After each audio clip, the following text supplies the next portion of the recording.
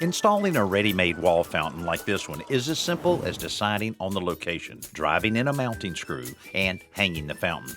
In this case, however, we didn't have an electrical outlet nearby, so we called an electrician to wire one for us. We found an outlet on the inside of the wall where the fountain was mounted, so with the power turned off, he disconnected that outlet and removed the box. Outside, he marked the location for the new box, and after cutting a hole for it, he fished a wire down through that hole over to the inside box location. The new box was secured and wired with a ground fault circuit interrupter outlet, which code requires for outside locations. Then all we had to do was connect the fountain's pump and fill it with water before plugging it into the new outlet so we could begin enjoying the relaxing sound of its gentle waterfall.